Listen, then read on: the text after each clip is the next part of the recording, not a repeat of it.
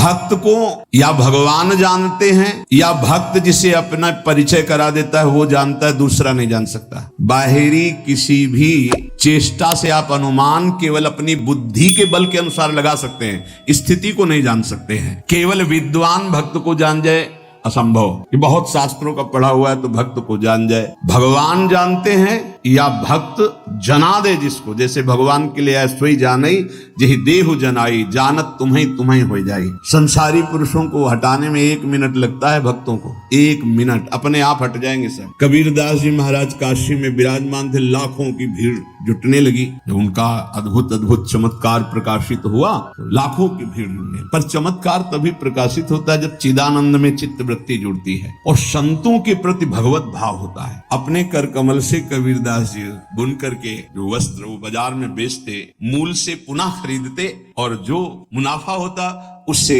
संत सेवा करते थे। एक दिन पूरा थान लेकर के गए तो एक संत भगवान की मंडली थी, तो संत भगवान जो मुखिया थे आए और कहा पूरा वस्त्र दे दो, सबके लिए लंगोटी और अचला का काम करेगा। दे दिया। अब जब मूल ही नहीं मिला तो मुनाफा की क्या बात, तो घर में ना तो सेवा के लिए कुछ, जाके एकांत तो बैठ गए। अब क्या करें, घर जाते जब मूल मिलता तो उससे धागा खरीदते, जो मुनाफा मिलता उससे संत सेवा घर का कार्य चलता। एकांत बैठ गए और भगवान नाम जपने लगे। भगवान ने देखा कि कई संत समय से आ गए, जहां बहुत श्रद्धा से सेवा होती है वहां संत भगवानों की कृपा होती है। भगवान तत्काल गाड़ियों में ये आटा, चीनी, घी, ये कई गाड़ी सब सामग्री भर करके पहुंचे। कबीरदास जी की माता जी थी, उनसे कहा कि आज वो आ नहीं पाएंगे, किसी कार्य में है, ये सब सामग्री भेजी, आज बड़ा मुनाफा हुआ है। बहुत बड़े धनी को उन्होंने वस्त्र बेचा है, जबकि एक मूल भी नहीं मिला था, कुछ संत को दे दिया था। तो संत के स्वामी कौन है? हरि। तो बहुत बड़े धनी से सौदा हो गया ना खूब। और कहा जब तक वो आए ना तब तक यहाँ के काशी के जितने भी विद्वान ब्राह्मण संत महात्मा सबके यहाँ सीधा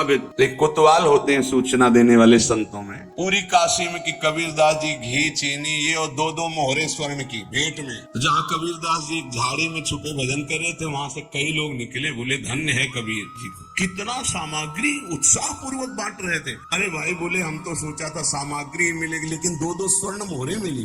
कबीरदास जी ने कहा हम तो यहाँ छुपे बैठे हैं, कुछ था ही नहीं, ये कैसे? जब वहां पहुंचे तो वहां लाइन में सब बट रहा था। माँ बड़ी प्रसन्न थी, बच्चा आज तुमने सौदा किस धनी से किया, बहुत माला माल कर। वो मुस्कुराए, बड़ा यश फैल रहा था। कबीरदास जी ने विचार किया कि तो वो ठीक नहीं है, ज्यादा यश कीर्ति भीड़ तो फिर भजन में बड़ा विघ्न पड़ेगा।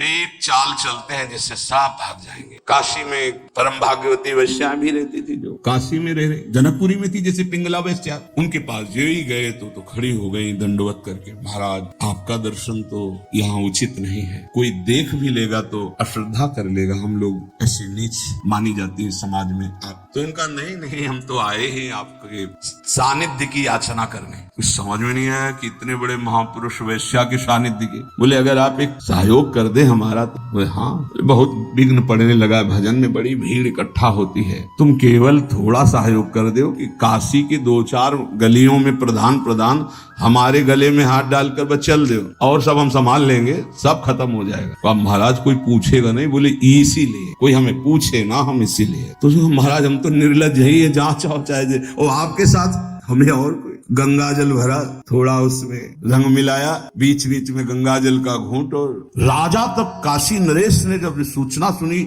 शिष्य थे, साहब ऐसा कैसे कर सकते हैं, गुरुदेव ऐसा कैसे कर सकते, लाखों की श्रद्धा का नाश हो गया, ऐसा कैसे कर सकते हैं? कोई दंडवत प्रणाम। कुछ जो भागवत जन थे वो कहते कि भाई कुछ भी हो है इनकी लीला, हमारी दृष्टि में तो जैसे कल थे वैसे ही आज है, पर प्रायः बहुतायत में अरे अब राजा को अश्रद्धा हो गई, नहीं ऐसा नहीं हो सकता, ऐसा नहीं कर सकता। बड़ा मतलब मन खिन्नता। पहुंचे वहां कबीरदास, उतर के साष्टांग दंडवत करता था, कोई दंडवत नहीं। गुणमानी संसार, तभी तो यहाँ कह रहे उड़िया बाबा की भक्त को केवल भगवान जानते या जना दे तो जानते हैं। थोड़ी देर खड़े रहे, कमंडल से जल लिया, बोले शांत शांत शांत। तो कहा महाराज ये क्या लीला है, अब क्या जमाना चाहते हो, हमने तो देख लिया ना आपको। बोले तुमने देखा ही नहीं, इस समय सेवा जगन्नाथ जी की सेवा में थे, उनके वस्त्र में आग लग गई तो उसी को बुझा रहा था। उस समय घोड़े दौड़ा करके अपने गुप्तचरों को भेजा, पता लगाया। बोले हाँ महाराज कबीरदास जी पास ही थे यहाँ, तो उन्होंने तत्काल बुझा दिया, नहीं तो शरीर शायद भस्म भस्म हो जाता है। बोले वो तो हमारे पास थे। बोले वो सिद्ध पुरुष है, भगवत प्राप्त महापुरुष है। आए साष्टांग दंडवत के, बोले गलती हो गई हम आपको पे। बोले आपको इसलिए मैंने अपना परिचय दिया है कि अगर राजा धर्म भ्रष्ट हो जाएगा तो ठीक नहीं है, ये तो बावरी प्रजा है। भक्त को केवल श्री भगवान जानते हैं, या भक्त जिसे परिचय करा दे तो जानते, अन्यथा जानना बड़ा मुश्किल है। भक्त परिपक्व अवस्था को वही प्राप्त होता है जो आराध्य देव, उनका भजन और गुरु चरणारविंद की पराधीनता, तीन बातें जो स्वीकार करता है वही परिपक्व सिद्धावस्था को प्राप्त हो जाता है। ध्यान दीजिए, आराध्य देव, प्रिया प्रीतम, उनका निरंतर भजन और गुरु चरणारविंद की पराधीनता, उनके आदेश के अनुसार जीवन, वो सिद्ध पुरुष हो जाता है। धीरे धीरे वृत्ति उसकी परिपक्व हो जाती है। उपासक को चाहिए मर भले चाहे जाए, लेकिन कभी किसी के आगे हाथ न फैलावे। जिसको भगवत प्राप्ति करनी, भिक्षान्न के सिवा, भिक्षा के लिखा भूख लगेगो मांग खाऊंगो गिनो न सांझ सवेरो, ब्रजवासिन के भूख टूक और घर घर छाछ महेरो, ऐसो कब करी हो मन मेरो। इसके लिए तो आदेश है कि आप 5 घरों से जाकर अपने उदर का पोषण करने के लिए अन्न, अगर वो पैसा देता है तो उस समय नहीं लेना चाहिए। जैसे हम भिक्षा मांगने गए और किसी ने 50 रुपए निकाले, बाबा रोटी तो ना है, 50 रुपए कुछ खा ले। नहीं, हम रुपया लेने नहीं आए, रोटी हो तो दो, नहीं राधे श्याम चल दिए। भक्त तो वही परिपक्व अवस्था को प्राप्त होता है जो कभी ऐसे नहीं करता, अर्थ नहीं मांगता। भक्त की शोभा उसकी भक्ति है, ना कि धन वैभव कीर्ति, ये उसकी शोभा नहीं। ये तो जो जानते ही नहीं कि भक्ति किसे कहते, परमार्थ किसे कहते ना, आप आश्चर्य मानोगे। उनके पास खुद पता नहीं कि मेरे पास कितना पैसा है, कितना पैसा है, ऐश्वर्य है, ये भक्ति का परिचय होता है क्या? भक्त की शोभा भगवत प्रियता से। ये लौकिक कीर्ति, लौकिक निर्माण, लौकिक संपत्ति से भक्ति की महिमा नहीं। अरे भाई 4 आश्रम है, 40 आश्रम है, 100 आश्रम, इससे नहीं हुई, स्थिति से है। भक्त की शोभा भक्ति से है, भगवत प्रियता से है। जब ऐसी भक्ति आती है तो भगवान उस भक्त के हाथ का खिलौना बन जाते हैं, भगवान उस भक्त के हाथ का खिलौना बन जाते हैं। रहे सर्वत्र एक समान, पर निज भक्तों के लिए छोटा है भगवान। भगवान अपने भक्तों के लिए सबसे छोटे बन जाते हैं और जैसा वो चाहता है भगवान वैसे खेलते हैं। भक्त 3 प्रकार के होते हैं, एक होते सकाम, एक होते निष्काम और एक होते प्रेमी। सकाम भक्त जो भगवान की आराधना लौकिक पारलौकिक भोगों की प्राप्ति के लिए करते हैं। ज्यादा मिठास नहीं इसमें मिठास नहीं होती। सकाम भक्ति में बड़ा कड़ुआपन लगता है। जब वृंदावन की भूमि से देखे, अपने बेटे को जब भोजन पवाते हो तब क्या कामना होती है तुम्हारे अंदर? बेटा पाले और स्वस्थ रहे। लेकिन जब भगवान को भोग लगाने के पहले ही सोचते हो कि हे बिहारी जो अगर ये काम मेरा बन गया तो तुम्हें भोग लगा देंगे। अखिल कोटि ब्रह्मांड के स्वामी तुम्हारे भोग के भूखे बैठे हैं। सौभाग्य है कि तुम्हारा भोग लगाने का भाव आ रहा है। अपने बेटे जैसा प्रभु को नहीं पवा सकते क्या? कोई भी माँ अपने बेटे को पवाती है, उससे पूछो तुम्हारी क्या कामना है? पागल हो, मेरा बेटा है, कामना क्या है? वो अच्छे से दूध पी ले, खा पी ले और खेले, यही वो खाए पिए, उसका घर है, मेरा बेटा है। क्या भगवान के द्वारा दी हुई सारी सामग्री तुम्हारे पास नहीं? क्या तुम श्री भगवान के अंश नहीं हो? क्या अपने प्रीतम प्रभु को ऐसे भोग लगाया जाता है, तय करके भोग लगाया जाता है? क्या आप अपने बेटे को, अपने पति को, अपने प्रियजनों को, अपने संबंधियों को ऐसा ही भोग लगाते हो? नहीं, कोई कामना नहीं होती और दुलार करके परोस परोस के पवाते हो कि जितना अधिक पाले मेरा बेटा अच्छा है। तो मेरे प्रभु तो सकामता में मिठास नहीं होती, एक लेन देन का व्यापार होता है, उसको प्रभु से कोई प्रियता नहीं होती, इसीलिए खास कोई बात नहीं हुई। बस इतना ही भगवान की महिमा है कि वो इनको भी उदार कह रहे हैं कि जो अर्थार्थी आर्त है, जिज्ञासु है, ज्ञानी है, उसमें आर्त और अर्थार्थी भी उदार ही हैं, क्योंकि वो मेरे से मांग रहे हो। वो भगवान की उदारता है। बकाया इसमें कोई स्वाद नहीं लगता, छरछराहट सी लगती है अंदर। आपको फूल बंगला बनवा देंगे, आप हमारा ये काम कर। अरे जिनके एक संकल्प से अनंत ब्रह्मांडों की सुगंध और पुष्प वाटिकाएं, ऐसे देववन है कि आप लुभायमान हो जाएं, बेहोश हो जाएं, ऐसी सौरभ है वहां। कल्पतरु, मंदार, पारिजात आदि विविध वृक्षों से परिपूर्ण देववन, ऐसी ऐसी दिव्य वाटिकाएं। कैलाश की शोभा पढ़ो, वैकुंठ की भगवान का कितना बड़ा वैभव है। उनको तुम 2-4 लाख के बाहरी फूल मंगा के बिना सुगंध वाले नीले पीले रंग दिखाई देते, सौरभ थोड़ी। भगवान उससे प्रसन्न है। सही मानो आज तक जो शास्त्रों में स्वाध्याय हुआ और संतों की कृपा से भगवान सिर्फ अपनेपन से प्रसन्न होते हैं, अपनापन। और वो अपनापन सकामी पुरुष दे नहीं सकते, बीच में पर्दा रहता है। भगवान और हम और भगवान आप हमारा ये काम कर दो, हम आपके लिए मंदिर बनवा देंगे। हाँ, ऊसर में बैठे हैं तो मंदिर नहीं बनवाओगे तो अभी, अरे भाई अनंत ब्रह्मांडों का सृजन केवल एक पलक झपकने में हो गया जिनके, ब्रकुट विलास सृष्टि लय हो गई। कैसा अपने बेटे के लिए घर कैसे बनवाते हो? इसमें बहू बेटा रहेगा, इसमें हम रहेंगे, इसमें बड़ा रहेगा, इसमें छोटा रहेगा। मंदिर भी हम ऐसे बनवाते हैं, भोग भी हम अपने बेटे जैसा लगाते हैं। अपनापन नहीं तो भगवान न भोग पाते हैं न मंदिर में बैठते हैं। ध्यान रखना, अपनापन सारा खेल भाव का है। लाला बाबू के जब श्याम सुंदर चंद्रमा ठाकुर जी विराजमान हुए तो मंत्रों के द्वारा प्राण प्रतिष्ठा हुई, तो लाला बाबू नजदीक गए और भाव में भरकर जे प्रभु को हृदय से लगाया। बोले आ गए प्रभु, बोले प्रमाण दीजिए। माखन जो भोग लगाने के लिए लाया गया था ऐसे माथे पे रख दिया, तो जब तक शरीर में गर्मी नहीं होगी तो माखन कैसे, तो पूरा माखन पिघल करके बह गया। बोले प्रभु आज भाव, प्रभु कहाँ थे? भाव, जहाँ भाव किया, भाव मेरे प्राणनाथ, मेरे जीवन धन। सकाम भाव में बहुत कड़वाहट है, वृंदावन की भूमि से देखने पर बहुत कड़वाहट है, वो कोई खास बात नहीं है। अरे भगवान के आंसू निकल आए महाराज। जब करदम जी ने 10,000 वर्ष तक तपस्या की और श्री भगवान प्रकट हुए, भगवान ने कहा मैं तुम्हारी तपस्या से बहुत प्रभावित हूँ, वरम ब्रूहि, वरदान मांगो। उनका पत्नी चाहिए, तो आंसू निकल पड़े कि मेरी प्राप्ति, मेरे दर्शन का फल है। उसी से बिंदु सरोवर बना, भागवत में वर्णन है। तब अपनी तरफ से करुणा वरुणालय प्रभु ने कहा कि मैं तुम्हारा पुत्र होकर आऊंगा, और कपिल भगवान के रूप में आए और उपदेश करके परम कल्याण किया करदम जी का। सकाम भक्त जो लौकिक पारलौकिक विषयों की मांग पे मांग प्रभु से करते रहते हैं और भगवान की भक्ति भी करते हैं। वो भक्ति करते ही इसीलिए हैं कि ये करूंगा तो ये मिल जाएगा, ऐसा करूंगा तो ये मिल जाएगा। दूसरे हैं निष्काम भक्त, ये मीठे। निष्काम भक्त, इसमें मिठास है, क्योंकि ये केवल दो के लिए ही साधना करते हैं, या तो ज्ञान प्राप्त होकर मोक्ष की प्राप्ति हो जाए या भगवत प्राप्ति हो जाए। दो ही होते हैं निष्काम में। ये निष्कामता की मांग दो प्रकार की, इसमें भी मांग है मैं मुक्त हो जाऊं या भगवान को प्राप्त हो जाऊं, सारिष्ट सामीप्य सारूप्य आदि मोक्ष। लेकिन तीसरे जो भक्त हैं ये मीठे ही नहीं हैं, ये रस भरे हैं, जिनको प्रेम लक्षणा भक्ति कहते हैं। ये सारिष्ट सामीप्य सायुज्य एकत्व आदि कैवल्य पदादि भी दीयमानम न गृह्णन्ति बिना मत सेवनम जनाः, ये सब मोक्ष पदवी देने पर भी स्वीकार नहीं करते, आपके सिवा मुझे नहीं चाहिए। इनका जो स्वरूप है सदा सर्वदा प्रेमोन्मत्त रहते हैं। सकाम भक्त मिठास नहीं, निष्काम भक्त मिठास युक्त, क्योंकि मोक्ष पदवी अखंडानंद, भगवत प्राप्ति परमानंद। लेकिन इनसे भी बढ़कर के जो दीयमानम न गृह्णन्ति बिना मत सेवनम जना, वो प्रेमी भक्त वो रसोन्मत्त रहते हैं। प्रेमी भक्त वो प्रेम रस सीधाम वृंदावन प्रदान करता है, गुरुदेव प्रदान करते हैं, प्रेमी महाभागवत जन प्रदान करते हैं। वो किसी भगवान से किसी भी तरह की कोई चाह नहीं, न मोक्ष की न भगवत प्राप्ति की, कि हमारा कल्याण हो जाए, मंगल हो जाए, आप हमें नहीं, बस जही विधि प्रभु प्रसन्न मन होई, करुणा सागर की जसोई। जिस तरह आपका मन प्रसन्न हो, आपको लगे कि दर्शन देना है तो आ जाना, आपको न लगे मत आना। बस हम रो रो करके आपके नाम को पुकारते रहेंगे, आंसुओं से भिंगो भिंगो कर नाम जपते, राधा राधा राधा। हमें कुछ नहीं चाहिए, आपको आना हो आ जाना, आपको ना आना हम रोते रहेंगे, पुकारते रहेंगे, ये हमारा विषय है, पर वो आप स्वतंत्र हो। जय विधि प्रभु प्रसन्न मन होई, करुणा सागर की जैसे। ये बहुत ऐसे भक्त भगवान को अधीन कर लेते, क्योंकि भगवान का एक नाम है प्रेमाधीन, प्रेम के अधीन हो जाने वाले। सृष्टि स्थ्यंत कारणीम ब्रह्म विष्णु शिवात्मिकाम सायाति संज्ञाम भगवान एकेव जनार्दन।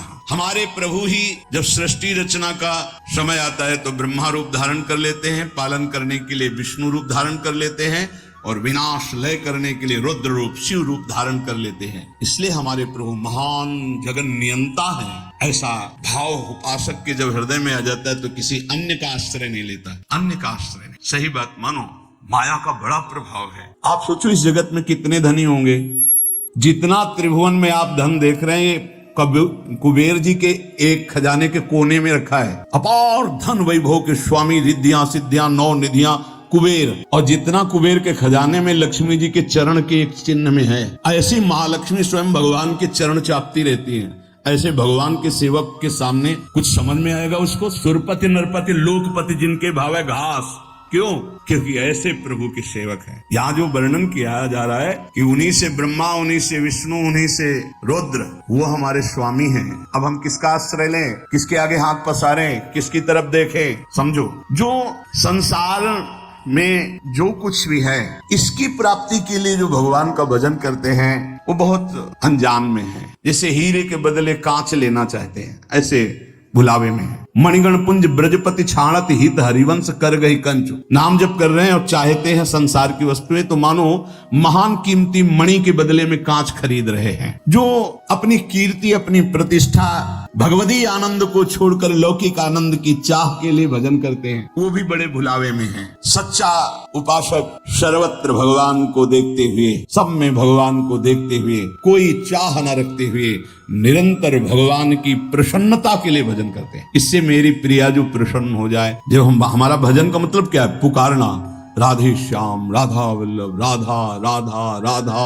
हम पुकार रहे अपने स्वामी का, स्मरण कर रहे हैं। कहीं भी महत्व ना हो जाए, कहीं ना महत्व हो। बहुत विचित्र माया है ये। हम बार बार प्रार्थना कर रहे हैं, इस बात को आप कृपा करके समझने की चेष्टा करें। प्रभु के समान सिर्फ प्रभु है, दूसरा कोई नहीं। इतना बात समझो, प्रभु के स्थान पर कोई ना आ जाए। ये बड़ी माया प्रवीण है कि प्रभु के स्थान में कोई वस्तु, व्यक्ति स्थान भेज सकती हो, कोई भी। पर आपकी चतुरता इसी में कि प्रभु के स्थान में केवल प्रभु रहने चाहिए। ये आप देख लीजिए। इसकी पहचान है कि जब वो प्रभु से बढ़कर कोई वस्तु बना के माया भेजेगी तो प्रभु को भूल जाओगे आप। आपकी दृष्टि में जहां प्रभु से बढ़कर हुई तहां प्रभु को भूल जाओगे। प्रभु को भूल गए तो अभी आपकी भक्ति बहुत ही कमजोर है। अब आप ये देख लीजिए, जब आप टीवी देखते हैं तो आपका निरंतर मंत्र चलता है। जब आप किसी से बात करते हैं तो वृत्ति भगवान में होती ही नहीं। जब आप भोजन करते हैं तब वृत्ति भगवान में होती है। जब आप चल रहे होते हैं तो वृत्ति कहां होती है? ये सब बातें। अगर आप किसी व्यक्ति से बात कर रहे हैं, प्रभु को भूल गए अंदर से, तो व्यक्ति बड़ा हो गया, प्रभु का स्मरण छूट गया, प्रभु छोटे हो गए। आप कोई रुपया, पैसा, भोग सामग्री, कोई दृश्य, मनोरंजन, प्रभु का नाम छूट गया, वो ज्यादा हो गया। किस कोटि के भक्त हो? माया के एक प्रापंचिक विषय में इतनी सामर्थ्य आ गई को भगवान को भुलवा दिया, तो तुम्हारी निष्ठा कहां रही? तुम्हारा चिंतन कहां रहा? जरा इस कसौटी पे कसो अपने को। इस कसौटी पे देखो, ये देखी हुई बात यहाँ की कहते हैं। इस कसौटी पे कस के देखो। टीवी चल रही हो, आप देख रहे हो, आपका बिल्कुल कोई भी दृश्य चित्त अपहरण न करने पावे। हर सेकंड आपका मंत्र चल रहा है, विजयी। बाजार में घूम रहे हो, सब कुछ देख रहे हो, लेकिन मंत्राकार वृत्ति, विजयी। कोई व्यक्ति सामने है, उससे बात कर रहे हो, लेकिन भाव में एकदम भरे हुए, एकदम भगवान का विस्मरण, एक सेकंड का, विजयी। अच्छे अच्छे पदार्थ सामने रखे हैं, खा रहे हो, लेकिन चिंतन प्रभु में, विजयी। विषयाम गृहणंत मुंचंतवा। हे भगवत पार्षद हो, कोई साधारण नहीं हो तुम, भगवत अंश हो, भगवत पार्षद हो। अपने स्वरूप को पहचानो, जागो। ये माया तुम्हें परास्त नहीं कर सकती। तुम स्वयं परास्त होना सीख गए हो, इसलिए परास्त हो रहे हो। तुम्हें कोई परास्त नहीं कर सकता। भगवत शक्ति संपन्न हो, भगवत अंश हो। हमारी बात को समझना। यहाँ कितना छोटा स्वरूप भगवान का बना लिया गया कि खान पान की थोड़ी सामग्री भगवान को भुलवा सकती है। एक साधारण प्रियता वाला व्यक्ति भगवान को भुलवा सकता है। वो अपना स्थान इतना जोर कर लेगा, प्रभु भूल जाएंगे। कौन, कैसे भक्त हो? अरे जिनके एक इच्छा मात्र से ब्रह्मा, विष्णु, महेश सृजन, पालन, संहार करते हैं, वो हमारे प्रभु हैं, स्वामी हैं। उनका विस्मरण हो गया, ऐसी कोई वस्तु आ गई। इसलिए नारायण स्वामी कहते, ब्रह्मादि के भोग सब विष समो लागत ताही, नारायण ब्रज चंद की लगन लगी है जाही। जीवन का लाभ क्या है? अखंड स्मृति। उसको हानि में क्यों बदल रहे हो? हानि हरिवंश के नाम अंतर पड़े, लाभ हरिवंश उच्चरत बानी। पकड़ो, भक्ति का मतलब क्या है, भगवत मार्ग का मतलब क्या है, परमार्थ का मतलब क्या है? अखंड स्मृति।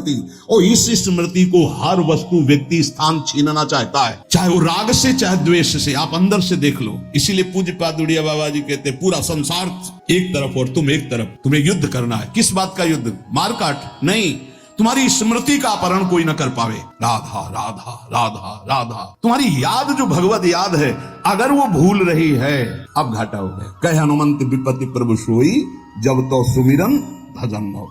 ये बात यहाँ पकड़ा है, यहाँ देखा। जहां जहां हमें लगा कि इस चीज से छूट जाएगा, उससे परिपक्व किया है। कोई भी विषय ऐसा नहीं जो हमें भगवान का विस्मरण करा दे। हम हर जगह अपने आप को परिपक्व करना सीखें। अपने को बचाना नहीं, अपने को हटाना नहीं, अपने को उसी में खड़ा करके परिपक्व करना सीखें। बीच बाजार में बैठे समाधिस्थ रहे, तब तो भजन का लाभ समझ में आएगा। बाण बनाने वाले के पास से पूरी सवारी निकल गई, उसको एक शब्द नहीं सुनाई दिया, और तुम मंत्र भजन में चित्त लगा रहे हो, तुम्हें चार आदमियों की बात सुनाई दे रही। अरे राजा की सवारी तो नगाड़ा बज रहा है और शोरगुल हो रहा है, जय जयकार हो रहा है, उसको एक शब्द नहीं सुनाई दिया, केवल बाण का नोक बना रहा था, जिसे दत्तात्रेय जी ने 24 गुरुओं में एक गुरु बनाया, और तुम नाम जप कर रहे हो, तुम्हें कोई शोरगुल नाम छुटवा दे, कैसे साधक हो? विचार करके देख। लगन लगन सब कोई कहे, लगन कहावे सोई, नारायण जा लगन में तन मन डारे खोई। मन भी लीन तन भी लीन, तन उनकी सेवा में लीन, मन उनकी सुमिरन में लीन। नारायण अति कठिन है, हरि मिलन की बाट, या मार्ग जो पग धरे, प्रथम शीस दे काट। प्रथम शीश दे काट, मरो रे जोगी मरो, मरनो है अति मीठो, ऐसे मर के देखो जैसे गोरख मर दीठो। जीवित मर जाए उलट आप में समाए, यह दिलगिरी है। प्रवचन करना बहुत सरल है, नहीं प्रवचन कर, जीवित मर जाए उलट आप में समाए, यह दिलगिरी है। अपने प्यारे से प्यार करना कोई खिलवाड़ नहीं है, उसे प्यार नहीं कहते जिसमें अपना स्वार्थ होता है, अपना सुख होता है। अगर हमारे हरि से प्यार करना है तो पहला कदम बढ़ाने के पहले मर जाओ। ये बोले फिर कदम कैसे बढ़ेंगे? बोले यही आश्चर्य है, यहाँ मर के चला जाता है। मरो रे जोगी मरो, जिसने हर वेग को सह लिया, जैसे मरे हुए पुरुष में कोई कामना नहीं होती, ऐसे मरा हुआ मन निष्काम होता है, कोई कामना नहीं। नारायण अति कठिन है हरि मिलन की बाट, जैसे मरे हुए का किसी से संबंध नहीं होता, ऐसे किसी से संबंध, कोई काम, राधा राधा राधा। बड़ी ऊंची स्थिति जागृत हो जाए यदि ऐसा भाव। इस मार्ग में अगर आपका अहंकार जिंदा रहा तो आप नहीं चल पाएंगे। अहंकार मर गया, यहाँ मरने का तात्पर्य अहंकार से, अहंकार मर गया, पार हो गई गाड़ी। मार तो सकते नहीं हम, क्योंकि निर्बल हो चुके, तो गुरु को दे देते हैं, वो संभाल लेंगे। अपने अहम का अभी पीछे सुना, अपने आराध्य देव का निरंतर चिंतन और गुरु की पराधीनता। पराधीनता का मतलब अब हमारा स्वयं का कोई संकल्प विकल्प नहीं, जैसे गुरुदेव भगवान चलाते हैं वैसे चल रहे।